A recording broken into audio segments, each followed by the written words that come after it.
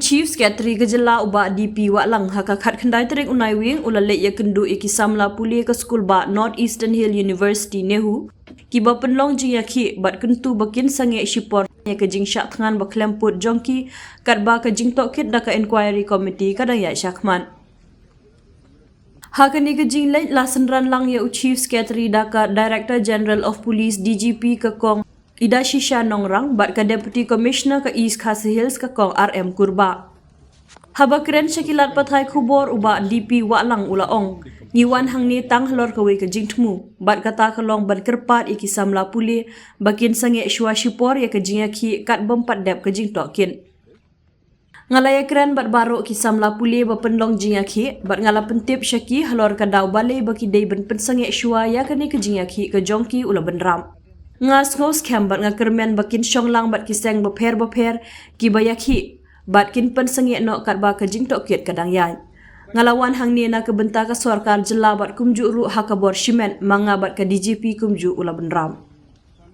hadin bala shimti kum u vice chancellor in charge ka Nehu u professor Nirma Lemdu Saha ula pentip ba ula thung ya ka inquiry committee ka ban penlong ya ka jing tok kiet ya ki jing kenok bat ya ka kaipon jong ka ni ka committee on sa IT sya ka inquiry committee ba thung da ka Ministry of Education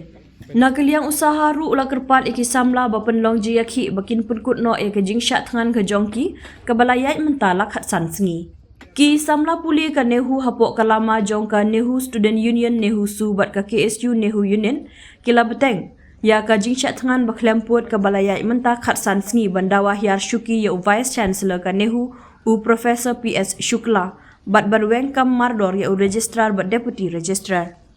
Henry Wat hadin baka Ministry of Education kala thong ya ke inquiry committee ka ba kenthub ya arngut ki dikhot bantok kit ya ki jing kenok penyai kam bakla bat jing bom la tre kam ki bor penyai ka Nehu Henry na kaliang ki samla puli ki la beteng bet ya ke jing ya ki halor ka nong rem ba dei ban weng kam shua ya u vice chancellor u Professor PS Shukla Came here with the specific objective of requesting the students to suspend their agitation pending the completion of the inquiry. So I had a word with all of them and I've told them the reasons why they should suspend the agitation and I'm confident and I hope that they will sit together, the different organizations who are agitating and they'll suspend during a period of inquiry. That is the only purpose of coming here. I've come here on behalf of the state government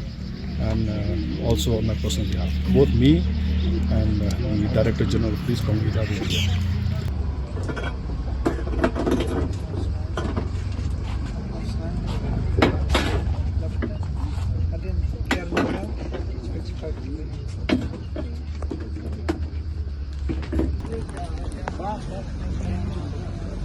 Back is here. Bring some more chair.